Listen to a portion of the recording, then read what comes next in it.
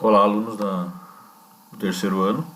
Eu vou fazer esse exemplo 2 e o exemplo 3 para vocês terem uma melhor compreensão desse conteúdo aqui. Então aqui eu estou usando uma equação que trata da resistividade do condutor, do comprimento e da área dele. Só que eu tenho que cuidar algumas coisas com as unidades medidas, então por isso que tem que ter umas transformações anteriores, tá? Então vamos ver aqui. Primeira coisa. A resistividade elétrica do cobre é 1,7 vezes 10 na menos 8 ohm vezes metro. Ohm é a unidade de resistência, vezes o metro aqui é da dimensão dessa grandeza física aqui. Ou seja, é o quanto que ele impede aqui a corrente elétrica nesse comprimento ali.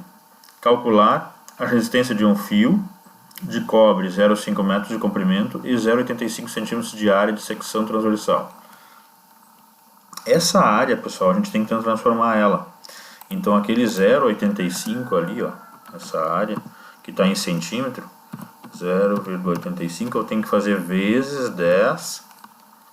Dê uma olhadinha aqui, aqui é centímetro, então eu estou nessa casa, eu tenho que chegar em metro. Cada casa que eu volto é 10 na menos 2.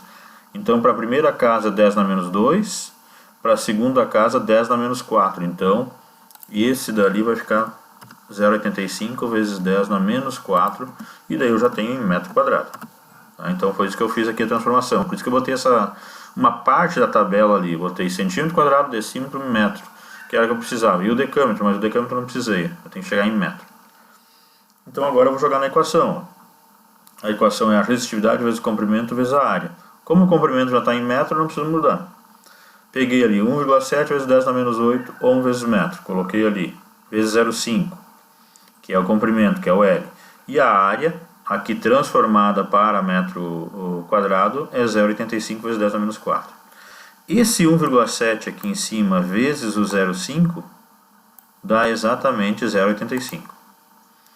E o ohm vezes metro deu ohm vezes metro quadrado. Olha o que acontece, o metro quadrado daqui de cima, ou seja, essa partezinha aqui, metro quadrado, com o metro quadrado aqui simplifica. Então vai ficar sobrar só o ohm, que é a unidade de resistência. Então 0,85 por 0,85 deu 1. Como aqui tem divisão de frações com potências iguais, eu vou fazer o que? Diminuir os expoentes. Então vai ficar 10 na menos 8, menos, aqui tem um menos, o expoente de baixo, ó, que é menos 4, vai ficar mais 4. Tá? Então menos o menos 4 deu mais 4. Deu 1 vezes 10 na menos 8 mais 4, então 1 vezes 10 na menos 4. Aqui tem umas equações novas para potência, que é aqui de baixo, que nós vamos chegar no questão 3. Como é que eu cheguei nelas, né? Então só deixa eu ajeitar aqui. Está mais embaixo aqui. No caso seriam como eu cheguei nas equações da potência, tá? Eu tinha desconfigurado, tinha ido lá para cima. A partir da equação, a primeira equação que eu passei para vocês de potência, que é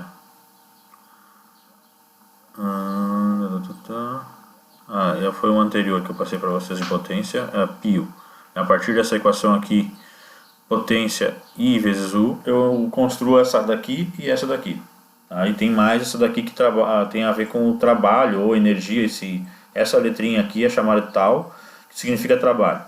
Então vamos ver aqui o que diz esse exemplo aqui 1, que eu chamei de 3 antes, mas é o exemplo 1 aqui para esse conteúdo de potência para resistores ômicos. Um ferro elétrico consome uma potência de 2.200 watts quando ligado a uma tensão de 110 volts. Calcular a intensidade da corrente elétrica. Bom, eu tenho potência, então eu tenho P, e eu tenho U, que é a tensão. Esse U é a tensão que a gente fala aí, ou DDP também. Quando falar em DDP, é diferença de potencial. Quando falar em tensão, diferença de potencial é sempre a variável U. Então eu coloquei aqui no lugar da potência, coloquei 2.200 watts, e no lugar do U coloquei o 110 que está ligado a esse ferro elétrico. Passo o 110 dividindo, ó, ficou I vezes 110, passou o 110 dividindo, encontrou uma corrente de 20 amperes. Agora ele pede para calcular a resistência elétrica desse ferro elétrico aí. Então eu vou usar a lei de Ohm. URI. Tensão, resistência e corrente elétrica. A tensão foi dada lá no problema, 110. A resistência é a minha pergunta. E a corrente elétrica eu calculei aqui na letra A. Então 20 amperes. Esse 20 amperes passou dividindo, 110 sobre 20 deu 5,5 ohm. Ou podemos usar a equação da potência, tá pessoal? Essa daqui, ó, o que acontece? Por que é importante às vezes usar essa? Ela é um pouquinho mais complicada, mas tu pode usar ela e vai obter o mesmo resultado. Mas vamos dizer que aqui eu tivesse calculado errado, então aqui eu teria problema, nesse caso eu teria problema aqui. Calcularia errado também a resistência. Se eu tivesse botado 10, já ia dar diferente aqui, né? Daria 11. E pegando aqui essa equação, eu estou pegando dados originais do problema, ou seja, lá da questão, ó, o 2200 e os 110 volts. Então deu 2200 aqui no lugar do P, igual a 110 ao quadrado. Lembrar que aqui o U é o quadrado, ó. Esse R que está dividindo passa para cá vezes e o 2200 volta dividindo. Só que o 110 ao quadrado deu 12.100, e daí o volt ele ficou volt quadrado. Sobre o W, que é watts, vai ficar ohm. Então 12.100 sobre 2.200 deu 5,5 ohm. Claro, aqui você tem que lembrar o seguinte: resistência sempre termina nessa unidade ali, certo? E agora ó, ele pede assim, ó, a energia consumida em 2 horas em calorias. Daí eu pedi para adotar aqui, isso aqui é uma regrinha de 3. Para cada uma caloria eu tenho 4,2. Se eu tiver 2 aqui eu tenho 8,4 e assim por diante, né? Então primeira coisa, eu peguei dessa equação aqui, ó, lembrando que esse tal é o trabalho da energia ou a energia consumida, ó, utilizada no caso, né? A gente diz utilizada. Daí eu peguei, ó, potência 2.200 watts, o tempo em horas, só que eu tenho que passar para segundo, para ter em joule aqui, ó. Senão eu não consigo chegar em joule. Então por isso que eu fiz 2 horas vezes 3.600. Então agora esse 2.200 vezes 2 vezes 3.600 deu 15.840.000 joules. Como uma caloria vale 4,2, se eu estou em joule, para voltar para cá, ó, se eu estou aqui no joule, para voltar para caloria, eu divido por 4,2.